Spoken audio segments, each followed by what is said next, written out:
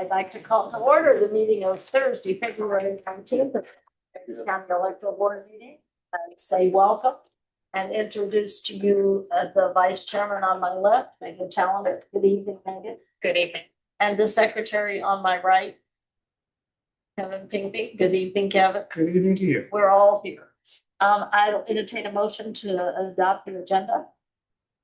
I will move to adopt the agenda. I will second. Discussion. All those in favor of the motion, please indicate by saying aye. Aye. Opposed? That motion carries. We have in front of us, it's not like we haven't seen each other lately. The minutes of January 7th, 14th, 21st, and February 11th. I'm willing to take them in a group if anyone has a motion to adopt them. I move to adopt the aforementioned minutes. Second. Is there discussion, correction, additions on any of them? Hearing none, all those in favor of the motion, please indicate by saying aye. Aye. Right. Opposed, that motion carries. The general registrar, good afternoon. General Registrar Eric Spicer, you're on. Well, thank you. Just for my voice, I had an injection yesterday. Okay, But anyway, I'll do my best. The first couple pages are the first, same as usual. You can see there's very little change in the total number of voters. It increased 119 voters. Nothing other than that is exceptional in the first two pages. Let me know if you have any questions. I'll try not to go into too much detail so you don't suffer with my voice too much. Then we get to the third page, the elect confirmation mailing, February 2nd.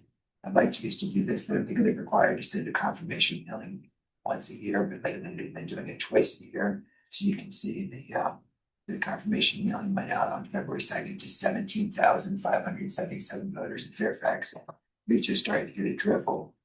Actually, they're mostly undeliverable, 295 undeliverable.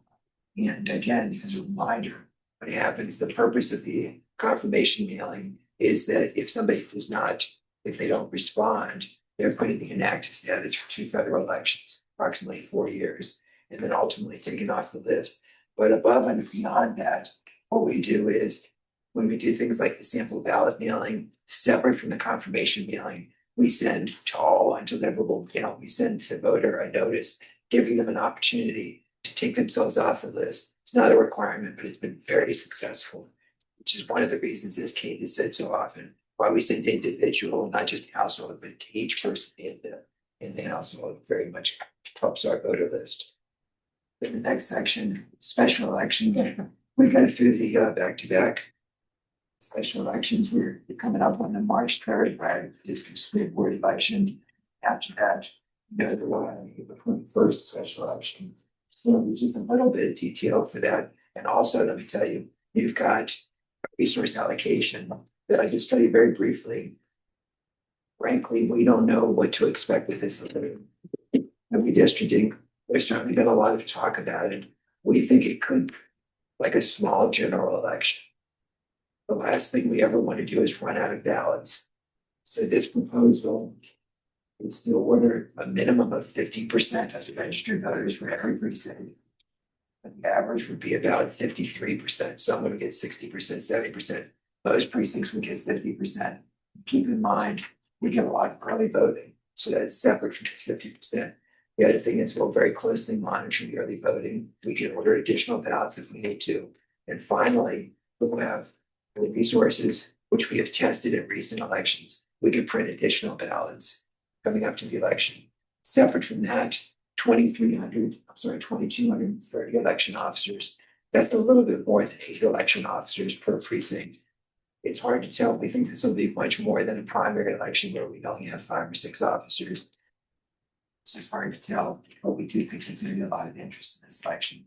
For the voting machines, we always keep it 2 scanners and 2 accessible machines. So please let me know if you have any questions about that resource allocation.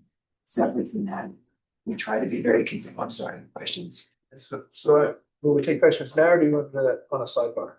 Well, can I just say this rest and then questions for the redistricting? We're very consistent, which works well with voters.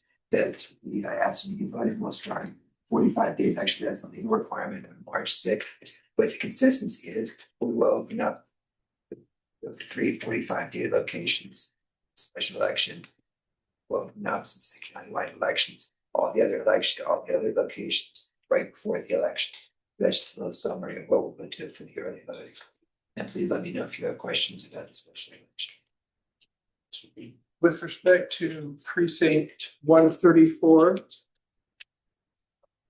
I think it's helpful that you have highlighted everything in yellow on the ballot percentage, which is the 5th column from the left. And when it's higher than 55%, you've coded it with green. Yes. And a more intense green, the higher it goes from 50%. In most cases where there's 60 or 65 or more, when I compare the helpful color coding on the far right column, where it's a heat map, right? Dark red versus orange versus yellow versus light yellow. There's a strong correlation between ordering more ballots and higher turnouts, with the exception of precinct 134, where there is a lot more ballots to be printed, but the actual turnout percentages seem low. And given that it's university and we know that's always a very busy precinct, I wonder if the numbers on the right are accurate, where they say 14% turnout most recently, and 10 and 22 and 4.2%, et cetera.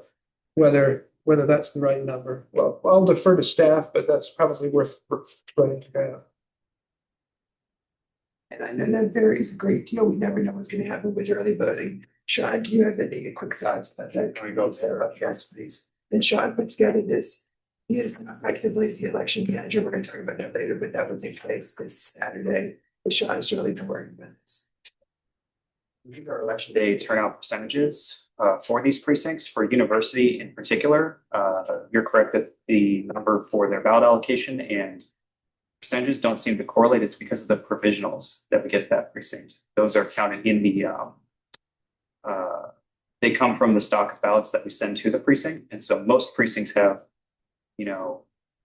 10, 20, 30, 40 provisionals. University has had over 400 in the past. And so we're hoping to plan for that precinct so that they don't run into any issues with that.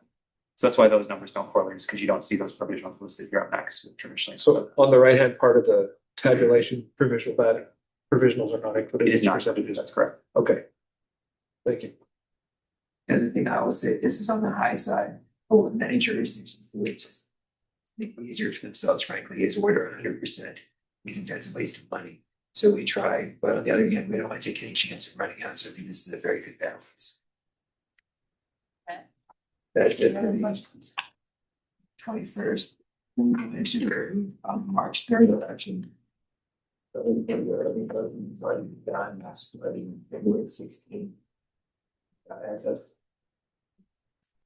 been voting now. So that Bradley we can vote against Fairfax County section. And also for library. The absentee ballot request as of February 17th, we received 7,840 requests. Total of 8,015 requests complete. Those 220 absentees.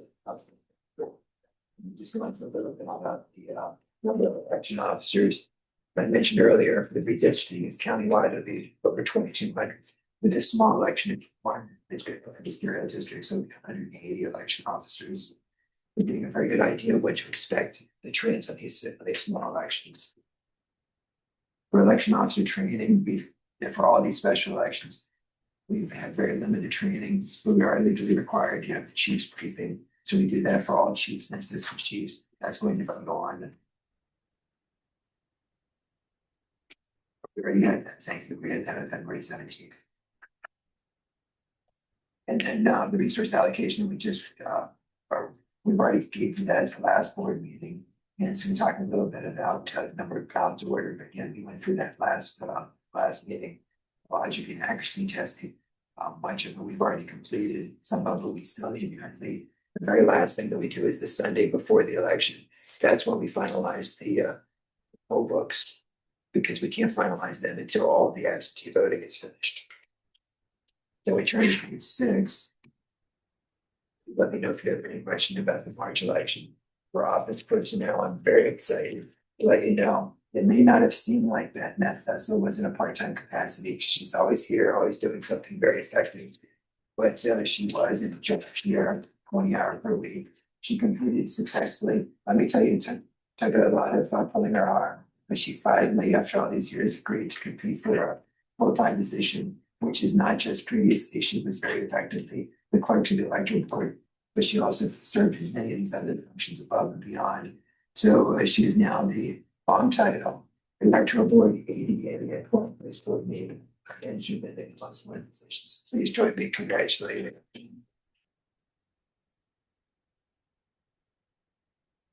Never mind is when her husband saw the job announcement. Again, she basically doing all this already. And he said, that's what you do.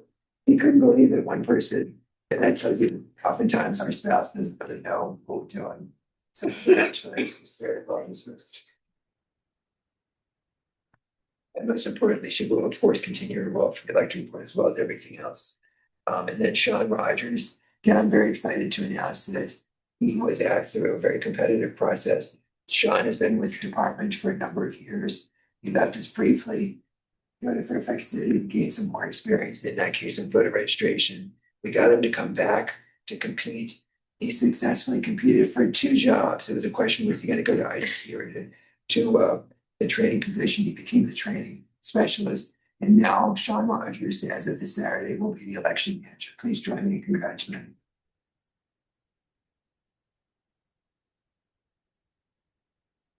Sean has already been very instrumental in all these back-to-back special elections because effectively Robbie left in December. And so Sean has really stepped up. Then we get into our very exciting FOIA and NVRA. We've received 7 FOIA requests and 2 NVRA requests so far this year. And communications and outreach. We haven't had time to do that much, but we just go through it. The biggest thing that this division has been doing, not the outreach, but there's an awful lot of legislation that they've been reviewing and giving our, we have to give our input for every single piece. But it is very much on our minds. We're taking all information that is been shared with us, looking at what can we do better at university and just across the board, how can we improve our communication? And we did do referral. Before we go there, if I might point out and thank the office staff that's been a help in this General Assembly session contretemps. There is a bill in the General Assembly that is now originated in the House, and the Senate is now in the House, that would limit our opening of our machines on election day to 5 o'clock. And we would not be able to start opening our machines and pulling tapes from our satellites and the other voting stuff until 5 o'clock on election day. The delight of that effect is that we probably wouldn't report until 3 or 4 in the morning. Because it takes a while and we're having trouble getting everyone else to understand that. Sean Stewart has been talking to people. I've been talking to people. And I just dawned on me, one of the things they don't understand about why it takes so long for us to pull tape machines is that most of our big machines, which have been used to capacity, by the way, are from the satellites or voting on demand. So Cheryl actually said on a call today that made me finally figure out why we were having partly such a difficult time. Is she said, and the machines have to think. And oh, Cheryl, that's a terrible analogy, but the machines do have to think because they have, once you start pulling them, they have to assign all the stuff from all the different precincts everywhere. So it takes, how long did you say you sat there? It could take hours. One machine. This is just before they start printing. Right. Push the button. In the government center, one of the government center machines, which was filled to capacity essentially, in 20, what was it? 23. Yeah, it was 4 hours to run the tapes on that one machine. It sat there for the longest time thinking, because it's pulling from 265 precincts, 119 candidates, all of the write-ins. It's got to put it all together. And then after it printed the tapes, then it sat for the longest time thinking and putting together the write-ins. Because it has to go and pull an image from every single ballot to put the images on that tape. And because there are so many opportunities for write-ins for the local elections, people just write in. I don't know who to vote for soil and water. I'm writing in my dog's name. And it's a very long tape and it took forever. So if you get a chance to talk to anybody who has anything to do with voting, mention that if you loved us, if you didn't want to wait till 3 or 4 in the morning for us to report our absentee vote, there needs to be some modification to that piece of legislation. Because it takes, and it's the size and the complexity of what's on the machine that's causing the difficulty. Should we take a moment, a couple of the others, like the status of this Sunday voting? Could we get Sean to, do I take a minute? Just, do people want to hear that? Yeah, sure. Sean, what's the status of anything? Sunday voting, for the possibility of changing the nail deadline, just a couple of the noteworthy. Oh, yes, there's that.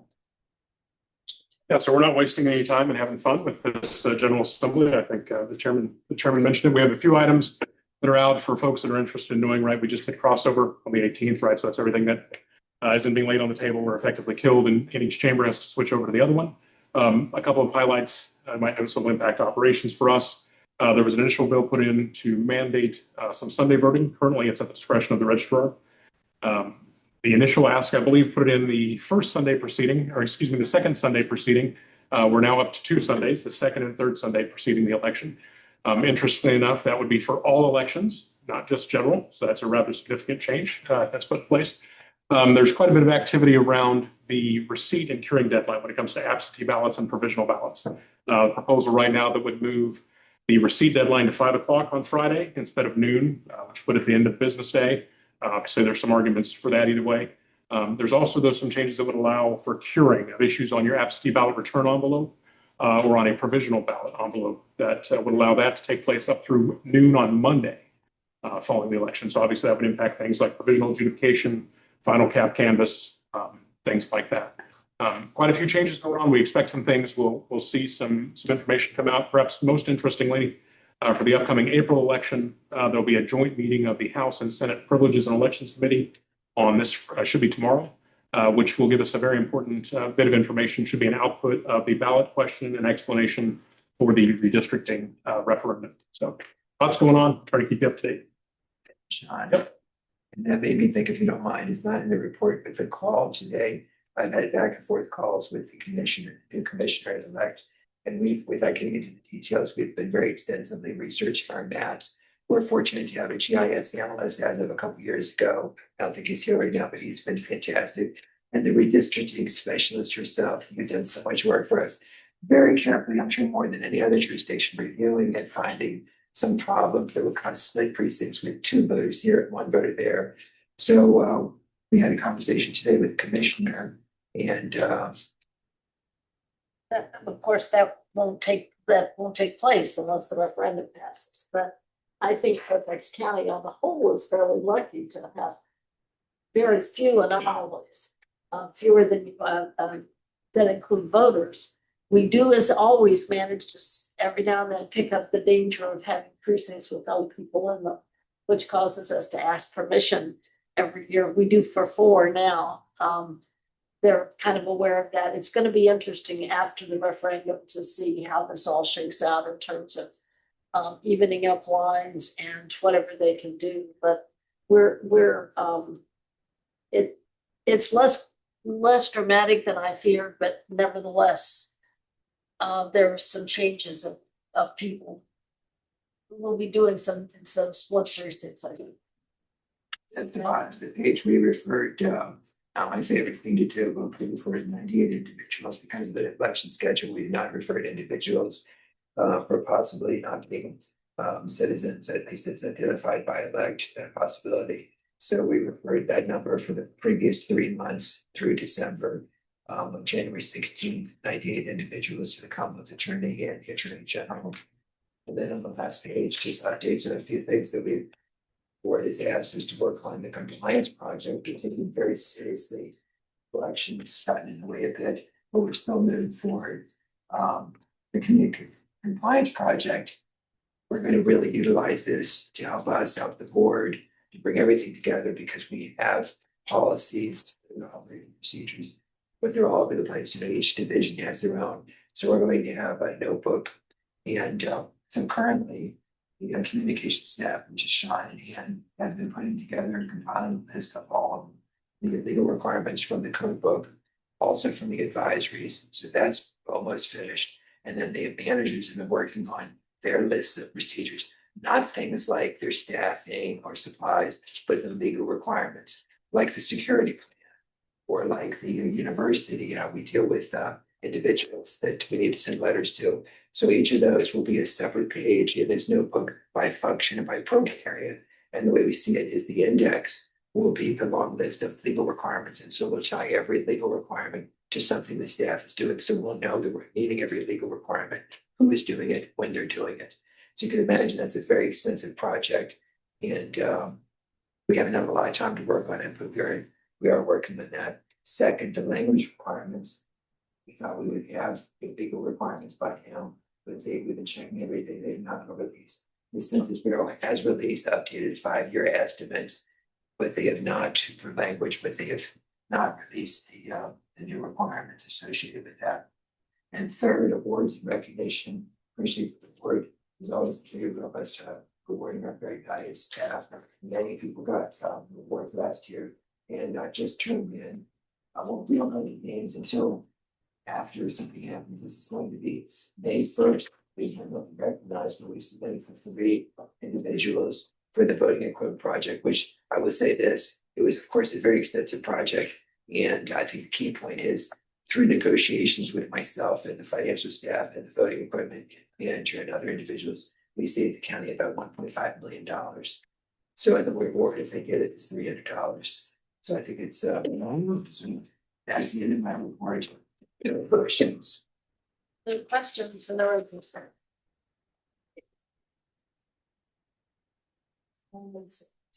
Hearing and seeing none, we'll move on to electoral board reports. Let's start.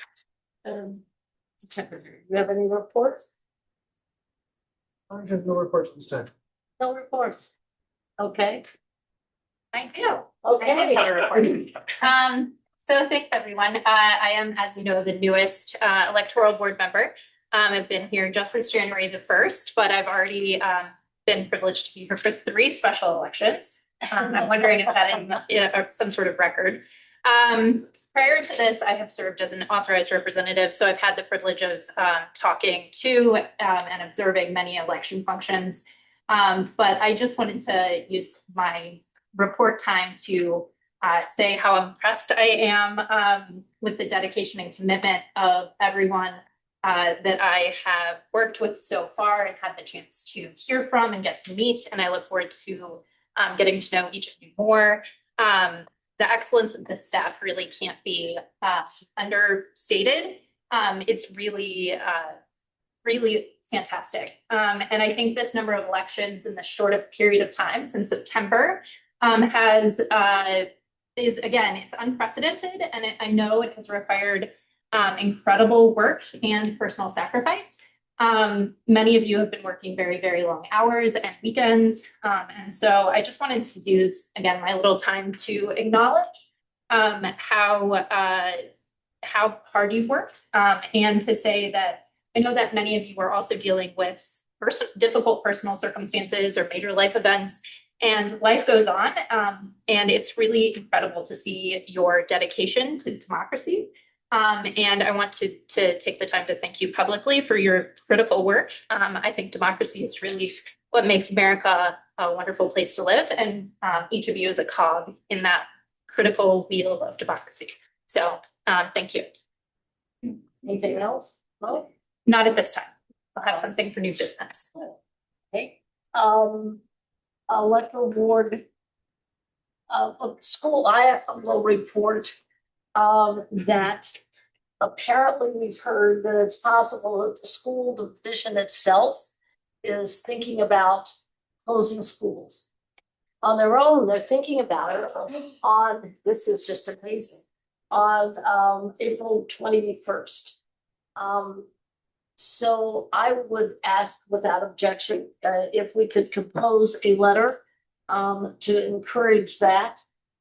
For once, we're not starting out in the position of supplicant.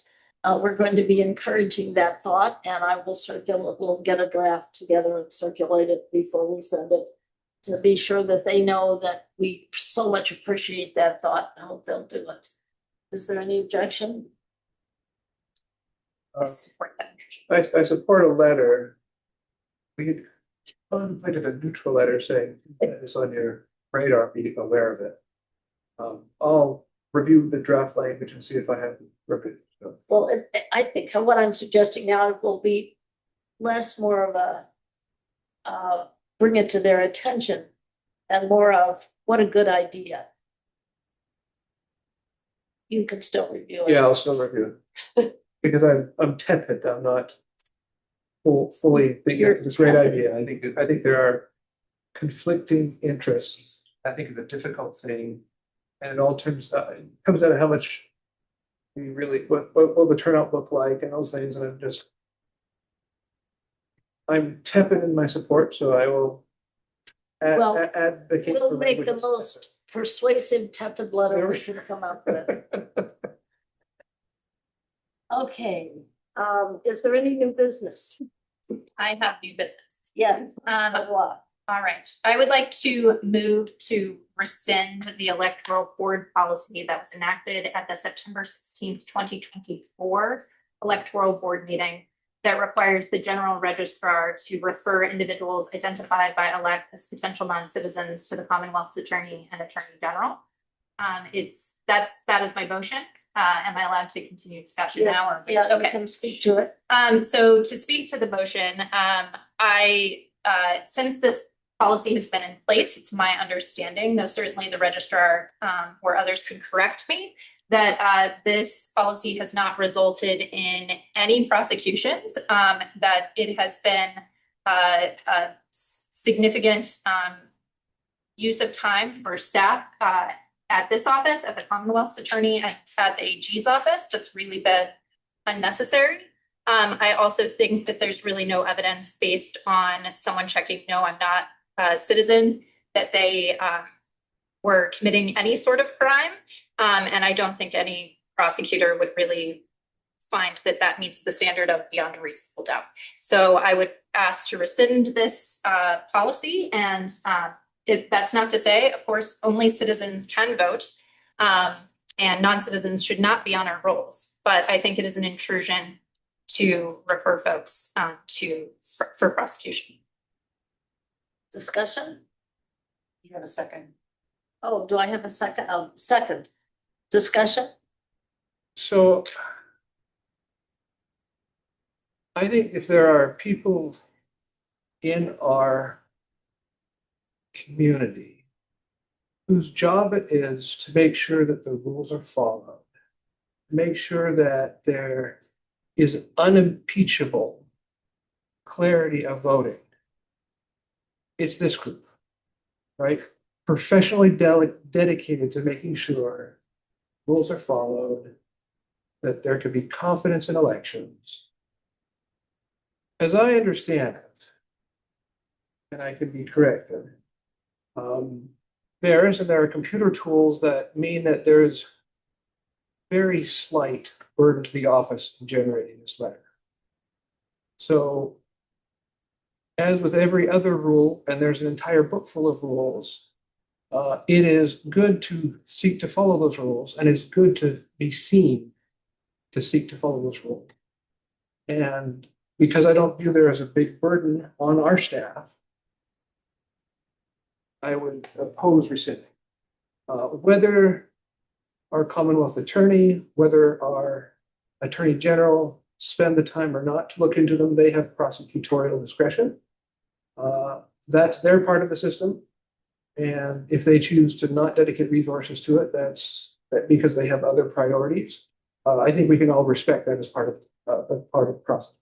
But I think for the Office of Elections and for the Electoral Board to simply say there is prima facie evidence of a potential violation for us to take no action whatsoever is a striking, unfortunate position for the board. Thank you. Let me ask, the people that the people that on the list that we have sent, we have no evidence, we're sending a list that does not say these people have voted, correct? Who determines what this list is? What is this a list of? This is generated by elect. They remove these individuals from the voter list, so that action is already been taken. And we have found in many instances that voters have told us it was a mistake at DMV. In many cases that they didn't even make themselves, that the staff person at DMV is filling out the form incorrectly. We had one of our, in fact, our maid person who works on this, Bush Redland, at the DMV, was told that that box is not important. Literally the box that we're talking about right now, whether or not you're a citizen. And it was also covered by the top of the clipboard. We feel this very poorly at DMV. We've had some agreement about that with elect, and they're supposed to at some point work with the DMV, but of course that's out of our hands. We take it very seriously because these are individuals who have been identified by elect as possibly being non-citizens. So if you can imagine, we're not talking about whether they voted or not, but we are making a referral for the board's action back in 24 to refer these individuals to the Commonwealth Attorney for possible prosecution. So we don't leave this to a staffer. We have the manager, those services manager, Bush Harlan, looks at them one by one. We don't just generate a report. If they're at 98, she looks at every single one to make sure what happened in this case. In some instances, and the unfortunate thing is they only have 14 days. They're mailed a notice. If they're on vacation, they may just miss the vote and they will be removed by elect from our voter list just because they didn't Well, respond. but these people have already been removed. Well, The that's people what I'm that saying. we are, let's be clear, That's our pool. the people that we are sending here are not voters now. They have already been removed from our list. But what I'm saying is, Whether or not we remove them from the list based on what, if I understand it correctly, based on a list that was not reliably accurate on whether they were citizens or not. That we've had people on the list, I think, as you mentioned, Bushra, who have just not checked the box. Either way, they don't. In other words, my understanding is we're getting people on this list who could well be citizens, but are being sent as non-citizens simply because of the difficulty that the list has with DMV. well, and literally that is correct. And literally, as any one of you, or if I went to the DMV and if I was careless and checked the wrong box, I would be on that list. Well, but my understanding is even worse than that. It's not that I checked the wrong box. It's that I may have not seen the box. I have had somebody call me, tell me they had seen someone ask if they were already registered, if they should check this box. And the DMV person actually said to her, we can't talk about that. We can't give you any advice. So she checked no box because she was afraid if she checked the box that she was already on there and it was going to change something. So the concern that I have with this process, agreeing, as you said, that if you are not a citizen, you are not eligible to vote, is that this is not a process that determines very clearly who is a citizen before we send them off to the Commonwealth's attorney and the Attorney General. So I'm going to support the motion. Okay. All those in favor of the motion, please indicate by saying aye. Aye. Aye. Opposed? Nay. And the motion carries. Okay. Along the same lines of past policy to correct, I have an item at the October 23rd board meeting. This board, by a vote of 2-1, passed a motion that changed the policy of assigning chiefs, a policy that had been in effect for over 12 years at least. the policy that the chiefs would represent the party of the government, the assistant chiefs, the other party. The change was that on the October 23rd was to assign 50% of the chiefs from one party and 50% to the other. Since the rationale that in October was primarily that it was difficult to assign 100% of the chiefs of one party, 50% would be easy. At the time, I noted that establishing a specific number of each would be difficult to reach, particularly since we have 265 precincts.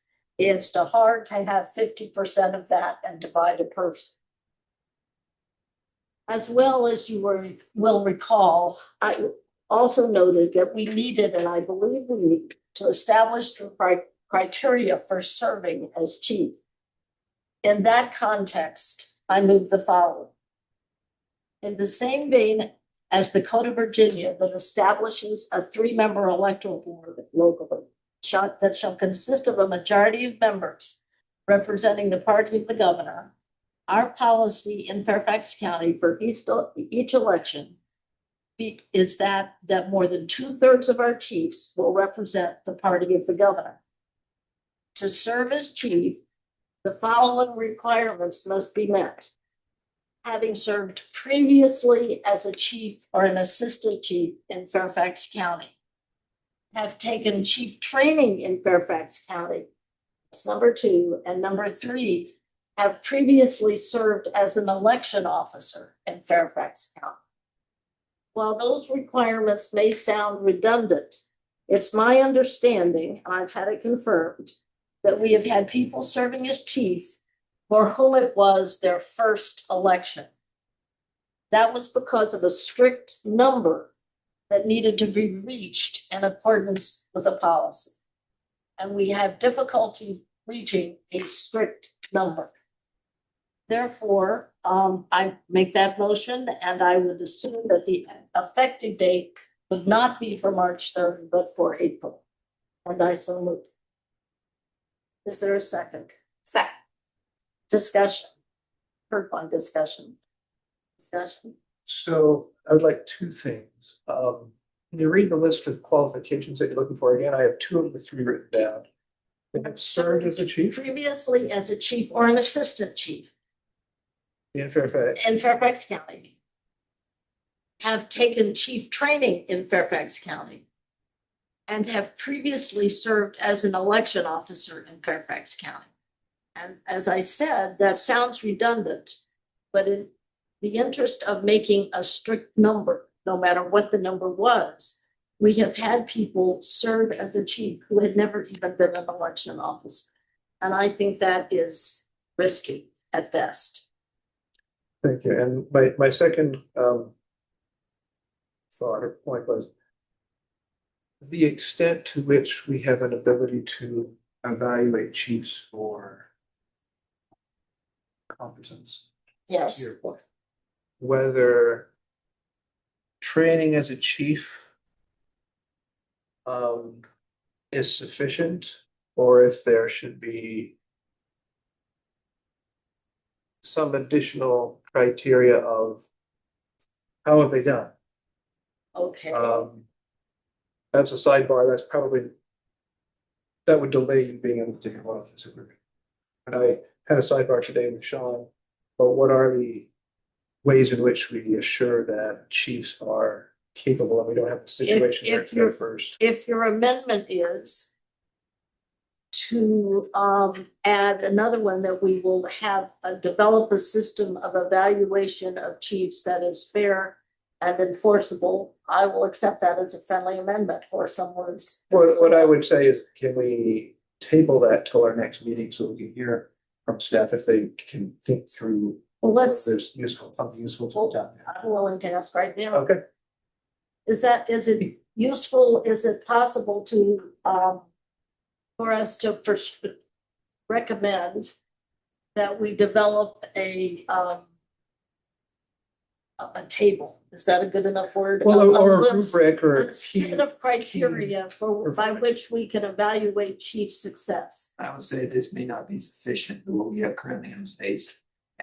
Or if you want to look at this, we have a procedure where, based on their performance, there are some individuals we think should never be a chief or assistant chief again. So they're suspended, very small number, but then we have a much larger number that needs some kind of improvement. So that could be a starting point. If one of these has been an issue, we could take it further, but where I get uncomfortable, we want to make sure anything we do like this is voidable. So we want to put the best people. I've been doing this for 20-some years. We want to put the best people, but it gets very subjective sometimes. Are you the best? Or is Kate the best? Or is Kevin the best? We're all good. Because you bring different things to the table. Is it, when do you return the materials? How do you complete the forms? There are a lot of different elements. This is critically important to me. We want the best possible people.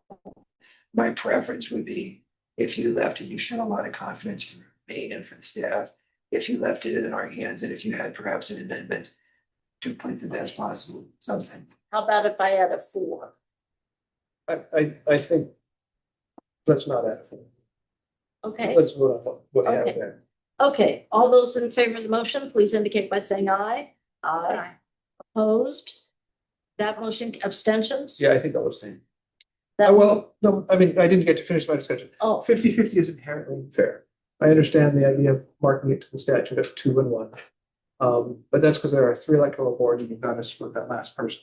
yes. So if it were 50-50, and then if we have an odd number of precincts, the odd number would go to the governor's party. That would address it in the same manner that the code addresses it for us as a board, by saying that the tiebreaker goes to the governor's party.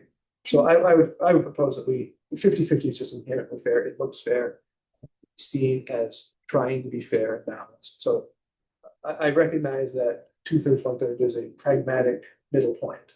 But I would advocate for 50-50. And In speaking to the staff, it seems like part of the challenge is having it be a specific number. So one of the things that's valuable about this policy is that it's more than 60%, right? So that it allows for flexibility. It's not exactly 60%, right? It could be 65%. It could be 70%. So they can have some flexibility in filling in. So if they get last minute cancellations, because from what I've heard, when there have been last minute cancellations, even in these specials, they have to refill with that exact party rather than just the best person who's available, who might already be the person who's assigned as the assistant chief, for example. Just move that person into the chief role because they already have familiarity. And so if we make it that it has to be a very specific number. So the reason I support this policy, to be clear, is because it is also allows for more than rather than a specific. you don't have, what is the more than language? Maybe I might. Selection is more than 2/3 of our chiefs will represent the party of the governor. So that could be 100% of chiefs would be the party of the governor. It could be, but more than likely that still would be split chiefs and assistant chiefs by party, right? Have to. So 50% of chiefs, 50% of assistant chief, or 50% of all chiefs and assistant chiefs. So if we wanted to bookmark it and say between 50 and 2/3, half and 2/3 will be of the party of the governor, that would allow staff the flexibility that you're describing and avoid the problem of the hard number, right? That was the concern you expressed. And it would still allow balance. So between 50 and no fewer than half and no more than 2/3 would be from the party of the government. So the governor's party would have clear majority, but it would give you this large range in which to have flexibility. It would give a range to have flexibility, but the motion is that more than 2/3 of our chiefs represent part of the government. So I would propose an amendment so that it would be no fewer than half and no more than 2/3 would be at the top. I'm going to rule that's not friendly, so we'll have to vote on the amendment. Any more discussion? Got nothing further. All So those, as a practical matter, what we would do is do our best to get to the 2/3 number. I think what you were saying, if that's impossible, I Yeah. think. No, that's not what I'm saying. Okay. All those in favor of the motion of the amendment, proposed amendment, please indicate by saying aye. Aye. Opposed? Nay. I said no. Okay. Nay is a verb. So we're back to the main motion. All those in favor of the motion, please indicate by saying aye. Aye. Opposed? The motion carries. The effective date is for April, as I said, not for this upcoming election. Okay. What else do we have? We've done everything, and now we have public comment. Is there anybody signed up?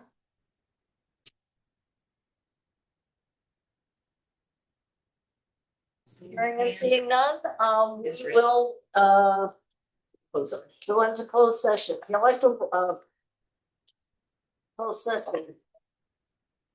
I move that the electoral board enter into a closed session to discuss or consider risk assessments of specific local electoral procedures where discussion of such matters in an open meeting would compromise the security of any election as permitted by Virginia Code 2.2-3711, parenthesis A, parenthesis 34. Is there a second? I'll second. All those in favor of the motion, please indicate by saying aye. Aye. Opposed, that motion carries. Folks, this is like Fight Club, we are required not to talk about security in public. So we will go into closed session. It may take us a while, but I don't anticipate action after this session. So you can wait around.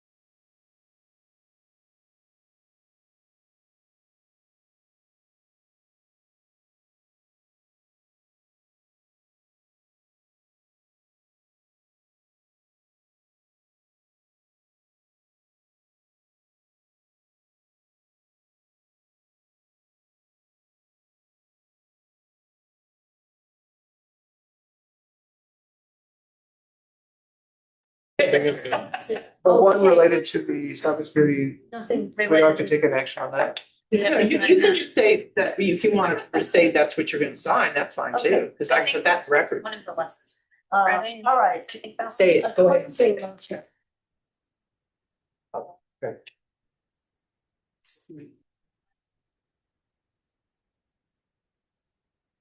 It should be on the same page as you used to close. No, there's